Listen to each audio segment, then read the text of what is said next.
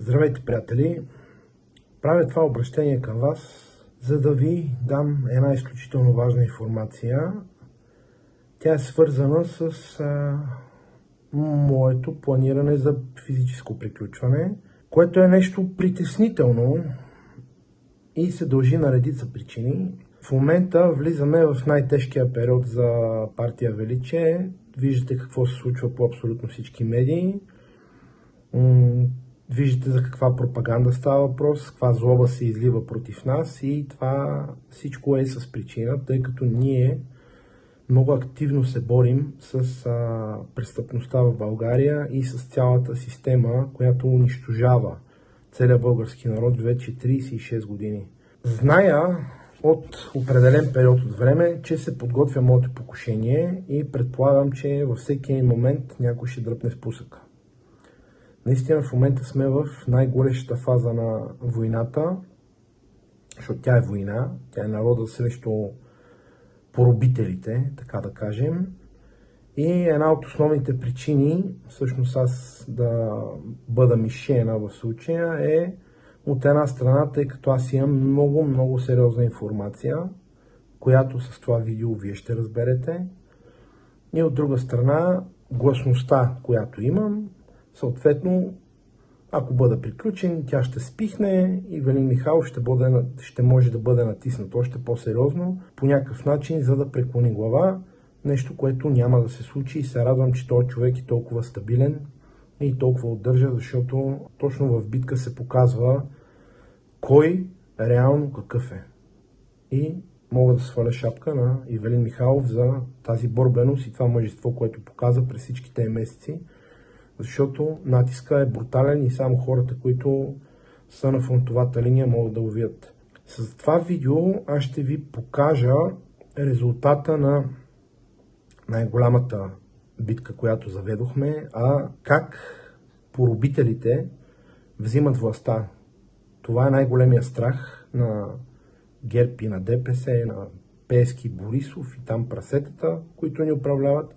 Защото в момента, в който излезе тази информация, те вече приключват. Те са чао за винаги. И понеже аз не знам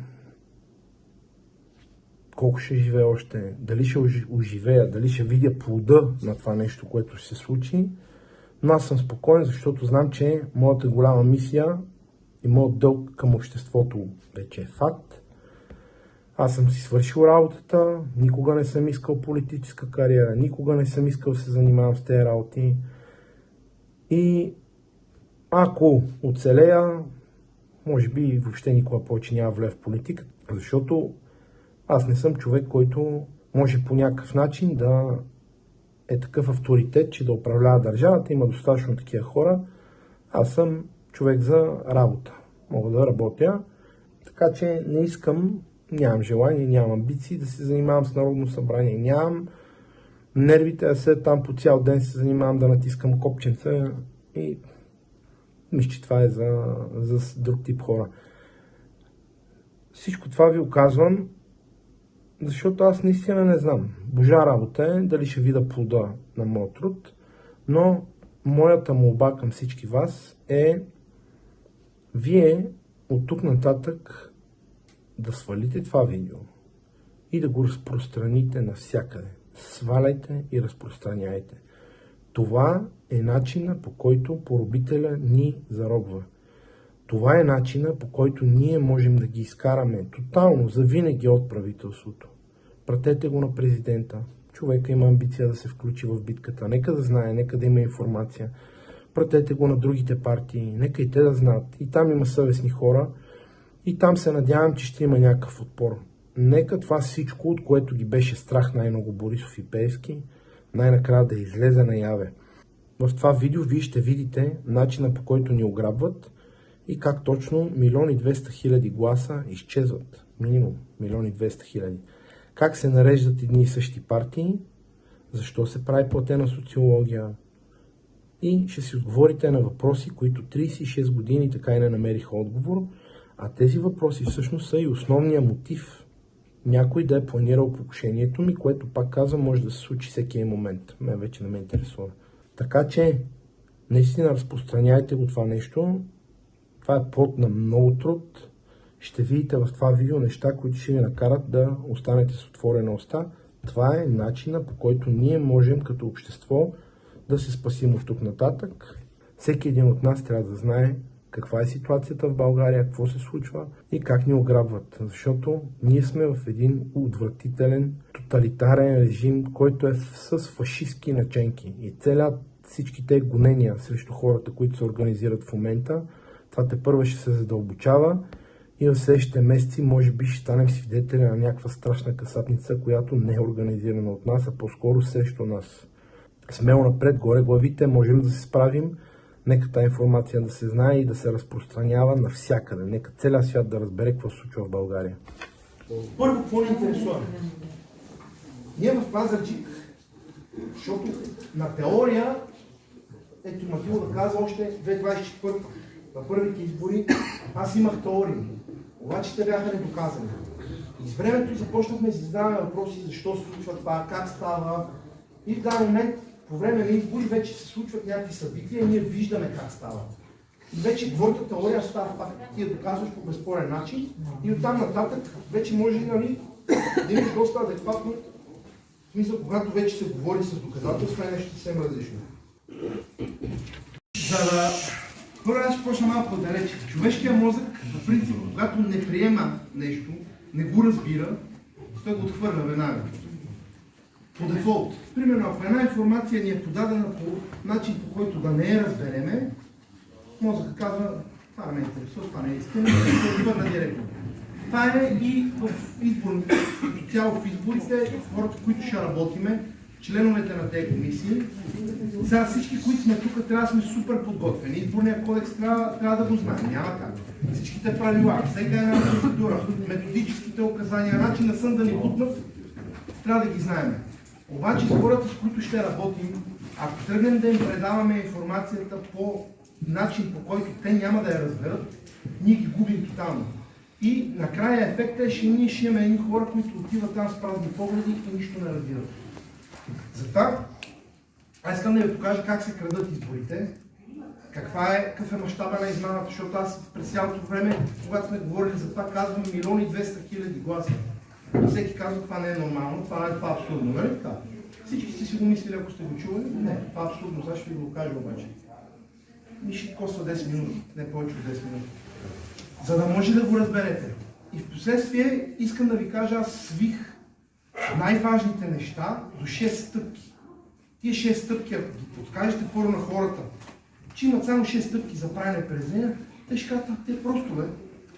После обаче, нали, тези стъпки те могат да се доразвият, но човека вече разбрал какво трябва да прави, той е разбрал голямата картинка и после му допълнително го натоварваме с информация. Обаче, ако почнем с многото информация, ние го губим човек, защото той казва, не, това е много сложно, това не го разбирам, той вече чува шум, не чува какво му говорите, важната информация не я запомня. Дайте му 6 стъпки, той ще разбере, че е просто и след това вече може да ги натоварвате с повече информация, както говорихме с тебе по-рано, че примерно в 6-та стъпка това трябва да се направи или примерно ще е написано на 3 листчета, които са си във всеки член. Но те вече ще знаят, че това е част от 6-та стъпка и че няма нищо сложно. Гледаме община Бобов дол. 6572 човека с право на глас, нали така? 3712 гласували. Според вас колко е фалшифицирания вот тук? 1000. Точно 1000. Само с хартия. Машините не могат да се сечем. Само с хартия има 1000 фалшификата. И това ще ви го докажа. Имаме ли един доброволец с калкулатора? Да, ме казвай, какво да сме Така. математик имаме. Да, Така. Ето мога да кажа как да си проверите всяка една община, особено рискова. Сега, тук е намесен кубач. казваш се, защото почвам да се пращам съобщения. Не, ти ще трябваш, докато го такова да смятаме. Ако си пращаш община, пращате някой друг да смята. Добре, да го пращам. Сега започвам с това, че един кочан бюлетини е като една пачка банкноти. Колко е една пачка банкноти? 100 броя. Не мога да е 50, нали? Да. Може ли да е 150? Не, 100. Получава е също. По закон, един печал от бюлетин е 100 броя. По закон, ако имаме 15 избиратела, секцията получава 100 бюлетина. Ако имаме 102 избиратела, не, 100. 100 са. Ако са 102 са 100. Примерно, малко процент над, примерно, да кажем, ако са 106-7 вече, трябва да са 200. В смисъл, там имаш 1-2% толеранс им дава. И сега какво правим? Влизаме секция по секция. Изглежда сложно, обаче става супер бързо. Влизаме секция по секция. Изглежда сложно, обаче става супер бързо. Първа секция.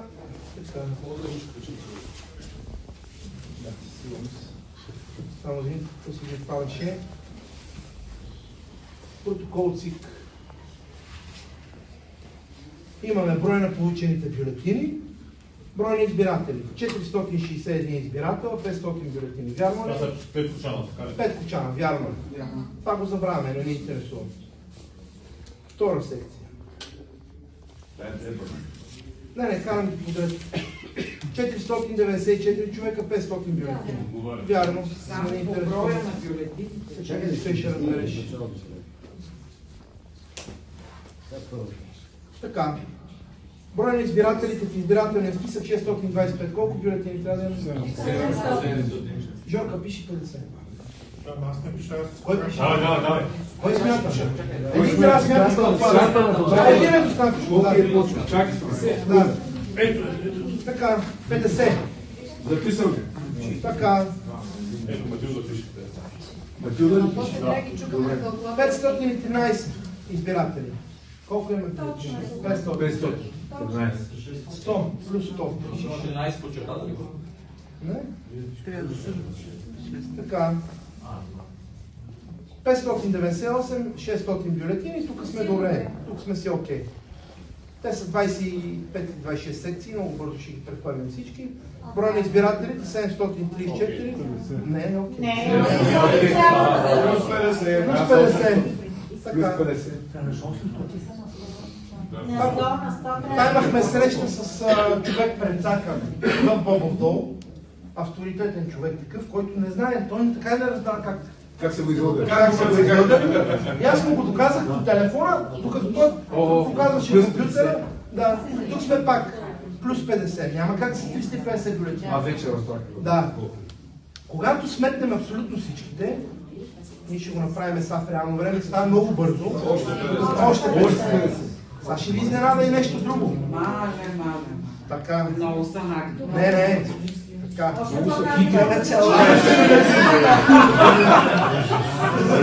Не, бе, там Плюс 60. Така. Интересно ли е? 174 човека, 200 бюлетини, тук сме окей. Тук ще ви стане ясно и къде ще изпратиме, в кои секции ще изпратиме. И кои членове на комисии ще следиме. Ама знам, че ти това нещо го беше открил още 23 години. Обаче сега го доказахме вече. Тогава беше само теория. Да. Обаче човек 20 бюлетини. Плюс 80. 80. Значи накрая резултатът ще ви е точно. Точно тогава ще е резултатът. Сега ще Говорим за само хартия. Плюс 50. Дай сега основния въпрос. Ще го обясня. Аз 370. На 30 плюс 30. Дата point. Давай сега, къде отиват тия? Нека не сметнем всички, аз искам безспорни доказателства. Частично. Така, плюс 80. Плюс 80. Значи трябва да чека колко избиратели има. Един участник. Двама избиратели да има 100. Плюс 50. Вижте какво става в една малка община. Почти всяка секция. Но там са обачки, там има интереси, там са брати Камешов. Значи ако са Има 100 бизнес интереси, за 100 бюлетини, обаче ако са 110, Да ти го признаш, имаш имаше избирател. Данчо ли да изпусна много близо? Плюс 80. Ще ви обясня. Слага ги. После ги слагат. И това сме го разбрали по безспорен начин. Тук е добре. Това сме го разбрали в Пазарджик последно вече на как правиха полицаите схемата, точно какво правят и разберете, вече вие в съзнанието ви оставя тази информация как го правят. Иначе ако ви го кажа без пример, няма да го разберете и ще го отречете. Идеята е за това трябва да се показва доказателство и се обяснява простичко, за да се разбере, защото остава вече в съзнанието. Мозъка го приема. Тук сме добре, тия не са били интересни секциите, плюс 50. Плюс 50. И те останаха още няколко секции, които няма да изгубя много време, обаче предполагам, че Значи, вече ви е това много може да ни светнат. Ето, плюс 40. Плюс 40. Точно така. Това е оценка на риска. Анализ на риска. Сега обаче има надъвност тук хора. Тук сме добре. Ще ти кажа. Ще спомня. Не. Ако го гледаме. Плюс 80.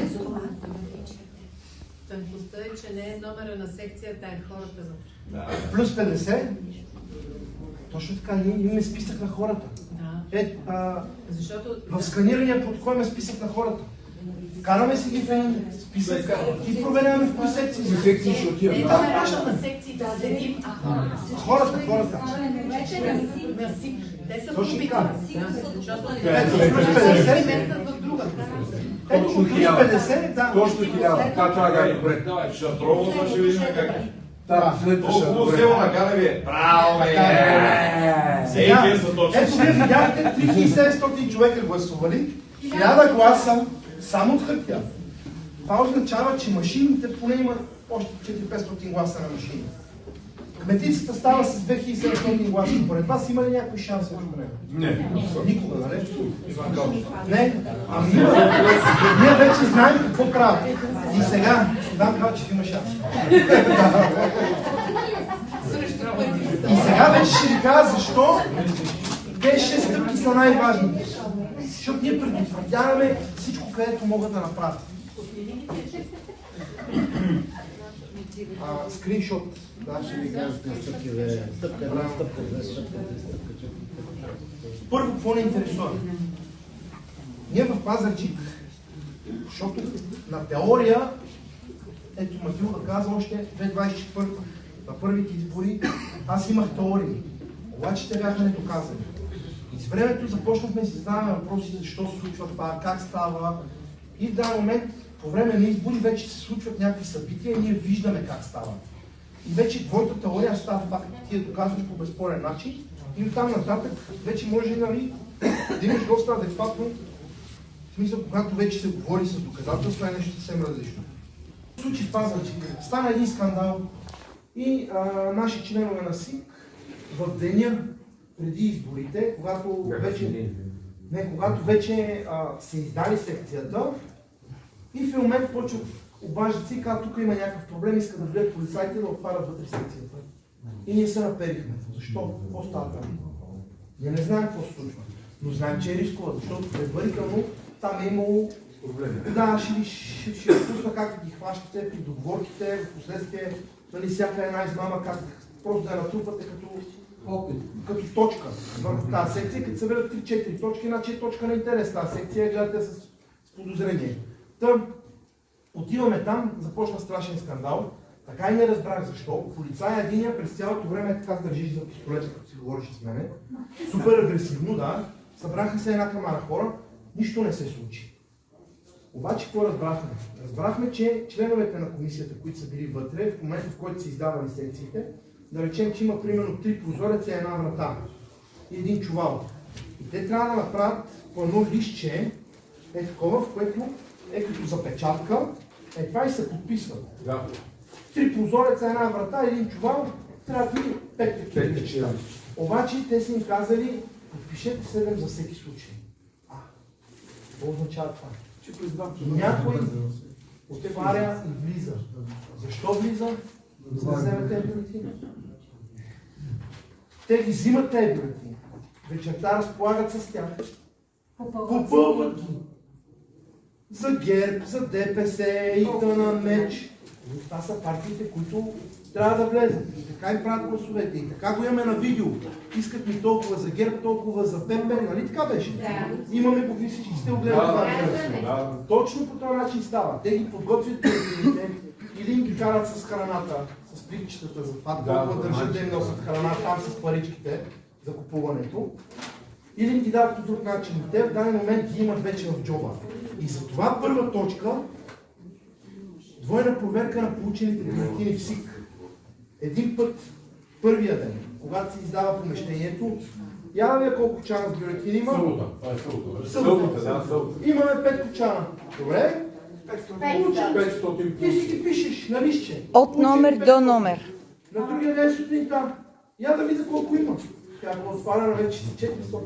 Искаш да кажеш, че никой не е питал, що е скъсан кочана, примерно, или са... Не, никой не е питал. Никой не са. Да, То е важно кой седи и къса кочана и къса отрязъци. аз събота, ако съм видял, че има 500 и в неделя виждам 400 и казвам, колеги, Един кочан бяга. ние не е проблем. да влизат. Да влиза жандармерията. Какво става тук? Къде е този кочан?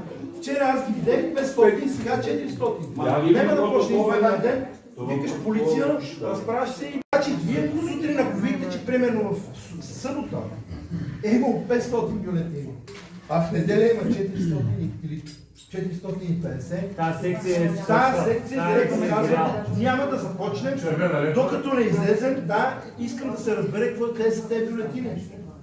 И ги убиваме.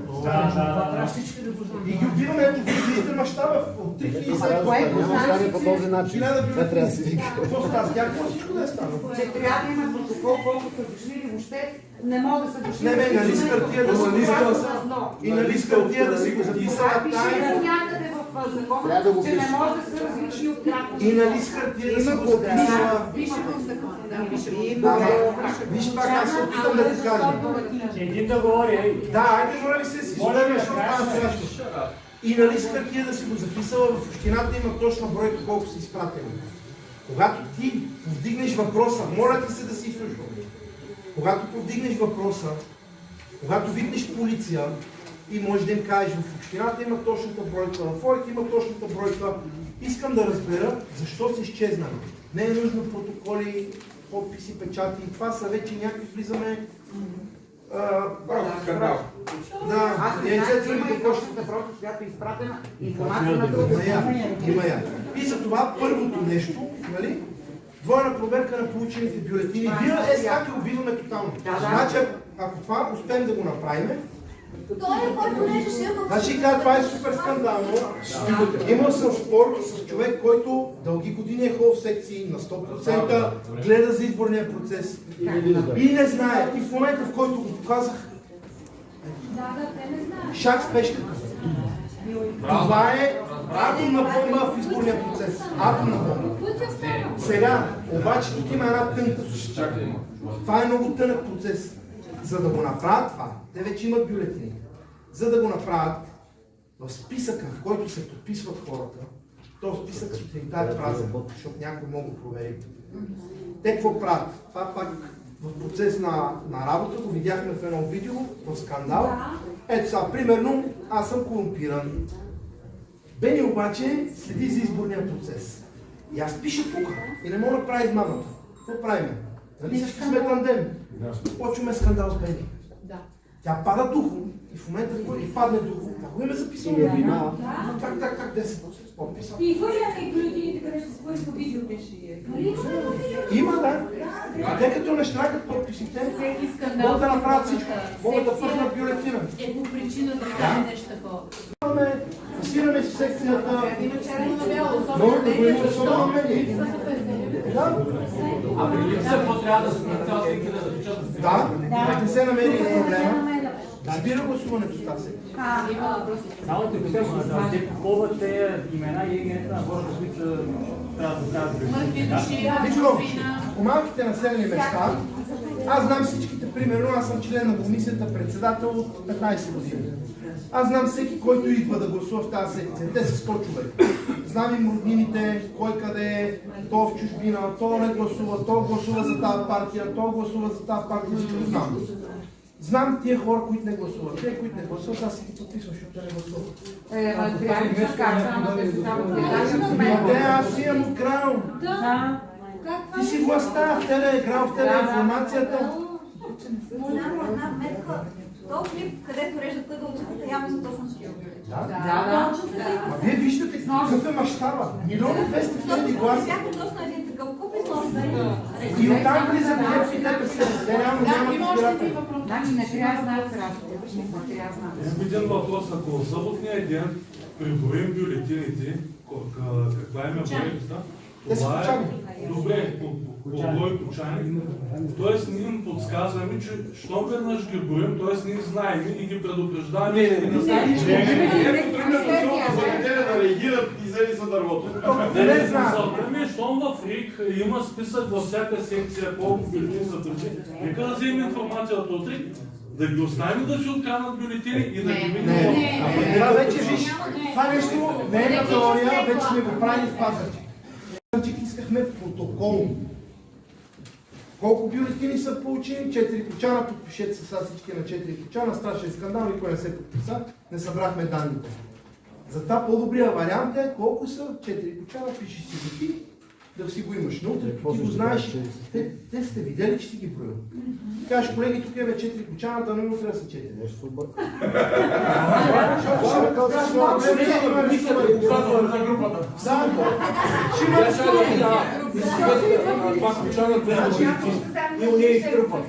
Не забравяйте, че полицията го прави това нещо.